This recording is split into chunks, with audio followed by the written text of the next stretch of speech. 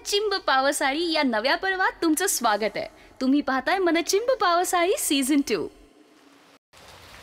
चित्रपटांच्या शूटिंगसाठी आणि छान छान लोकेशन्ससाठी बऱ्याचदा आम्हाला मुंबईच्या बाहेर जावं लागतं, पण मुंबईमध्येच हे इतकं छान लोकेशन आहे की हे लोकेशन आपल्या चित्रपटात शूट करण्याचा मोह अनेक दिग्दर्शकांना झाला। याचं ताजं उदाहरण म्हणजेच बालक पालक या चित्रपटाचं बरंचसं शूटिंग या परिसरात झालंय।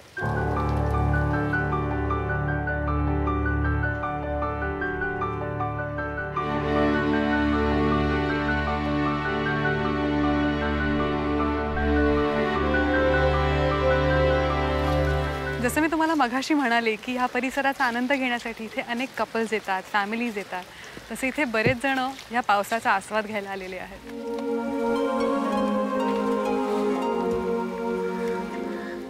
हे समोरचं दृश्य इतकं सुंदर आहे की असं काही दृश्य आपल्याला मुंबईत पाहायला मिळेल याची आपण अपेक्षाच करू शकत नाही, पण ही अपेक्षा ह्या उपवन तलावाच्या इथे पूर्ण होते। अर्धा डोंगर धुक्यामुळे दिसतही नाहीये।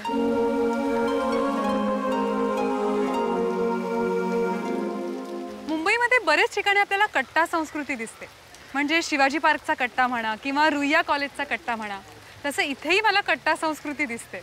पावसात धमाल करायला इकडे एक मित्रांचा ग्रुप आलाय, आपण त्या ग्रुपची गप्पा मारणार आहोत। चला, हाय फ्रेंड्स। काय मग तुम्ही इकडे पावसात भिजायला आलात? छान, म्हणजे कोणीही विंडशीटर घातलं नाहीये, कोणी छत्री बित्री आणली नाहीये, मस्त भिजायला आलेत तुम्ही सगळे। तुम्ही कुठले? अच्छा, म्हणजे तुम्ही ठाण्यातलेच आहात। अच्छा, कॉलेजला बंक करून हे इथे पोहायला यायचे। इथे बरेचसे कपल्स येतात, तुम्ही सगळे असे एक एकटे का म्हणजे काय? इथेच राहतो ना, म्हणजे ह्या स्पॉट मध्ये तुम्ही असे फक्त मित्र येतात, बाकी ठाण्यात फक्त एन्जॉयमेंट करायला फक्त एन्जॉयमेंट। अरे तलावपाळीला गर्लफ्रेंडला घेऊन जातो आणि आम्ही बरं, हे एक नवीन सिक्रेट आहे ठाणेकरांचं की ज्यांच्या गर्लफ्रेंड्स आहेत आणि जे या तलावच्या आजूबाजूला राहतात ते गर्लफ्रेंड सोबत दुसऱ्या तलावाकडे जातात, तलावपालीला, राईट? माझी एक आठवण आहे, म्हणजे मी कॉलेजमध्ये जेव्हा होते तेव्हा मला बाबांनी सायकल आणून दिली होती आणि माझे 4-5 मित्र होते, त्यांच्याकडे सायकल होती आणि पहिला पाऊस पडला आणि मी सायकल घेऊन गेले सायकल राईड करायला आणि म्हटलं चला रेसिंग लावूया, आणि मी जोरात रेसिंग लावली। मी रेस करतोय आणि एका ठिकाणी मी घसरून पडले। पडल्यावर जे काही मला खरचटलं आणि लागलं होतं, मग त्यानंतर माझी आईने जी खरडपट्टी काढली होती, तर असे बरेचसे किस्से आपल्या कॉलेजमध्ये होतात। सो तुमचा एखादा सांगा की या तलावात तुम्ही पोहायला यायचा तेव्हा काही थ्रिलिंग असं घडलंय का? बरं, इथे एक स्टोरी आहे, इकडे एक स्टोरी आहे। हां, तर हा इकडे गर्लफ्रेंडला घेऊन आला आणि आम्हाला अचानक भेटला तो इथे। अचानक तो त्यांना भेटला, पुढे त्याच्या गर्लफ्रेंडला सोडलं ना त्याला सोडलं। एवढा पेड म्हणजे नेमकं काय केलं?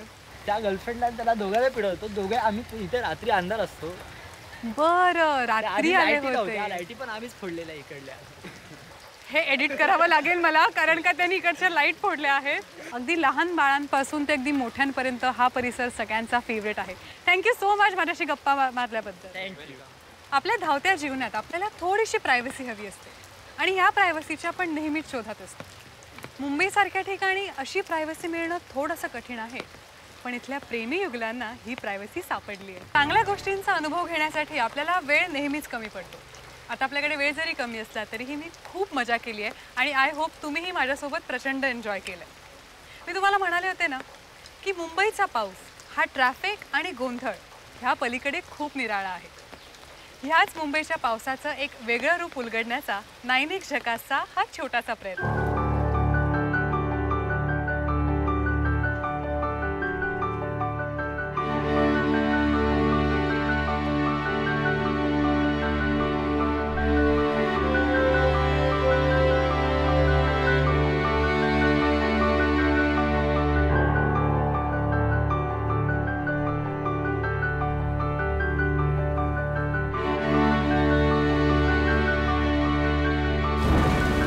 मनचिंब पावसाळी सीझन 2।